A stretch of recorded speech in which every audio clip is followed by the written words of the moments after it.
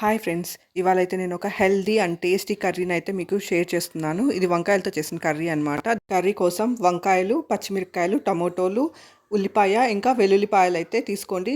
చిన్న lemon size అంత చింతపండుని కూడా తీసుకొని కడిగేసి రెడీగా పెట్టుకోండి. ఇంకా కందిపప్పును కూడా కప్ తీసుకొని బాగా కడిగేసి కొంచెం సేపు నానబెడితే పప్పు తొందరగా ఉడికిపోతుంది అనమాట. తీసుకున్న వెజిటబుల్స్ అన్ని కట్ చేసుకున్నాక కుక్కర్ తీసుకొని అందులో కొంచెం ఆయిల్ వేసి, ఆయిల్ వేడయ్యాక అందులో కొంచెం వడియం వేసి, వడియం వేగాక కొంచెం జీలకర్రని ఇంకా మనం తీసుకున్న వెజిటబుల్స్ అన్నిటిని వేసుకొని బాగా ఫ్రై చేసుకోవాలి. ఆ తర్వాత కందిపప్పును కూడా వేసుకొని కొంచెం సేపు ఫ్రై చేసుకోవాలి. 1/2 టీ స్పూన్ పసుపును కూడా వేసుకోవాలి. 1/2 టీ స్పూన్ కారం కూడా వేసుకోవాలి. కొంచెం ఇంగువను కూడా వేసుకోవాలి. ఆ తర్వాత తగినంత నీళ్లు పోసి 4 విజిల్ అయితే ఉడికించుకోవాలి. తగినంత రాళ్ళ ఉప్పునైతే వేసుకోవాలి. నానపెట్టుకున్న చింతపండును కూడా కుక్కర్లోకి వేసేసి బాగా వెనిపేసుకోవాలన్నమాట గుత్తితో. ఈ కర్రీని కొంచెం సేపు బాయిలింగ్ పాయింట్ వచ్చేంత వరకు ఉడికిస్తే సరిపోతుంది. పప్పు వంకాయ కర్రీ అయితే రైస్తోనూ బాగుంటుంది, చపాతీతో కూడా బాగుంటుంది అనమాట. రైస్తో నెయ్యి వేసుకొని తిన్నారంటే చాలా బాగుంటుంది. ఒకసారి ట్రై చేసి చూడండి.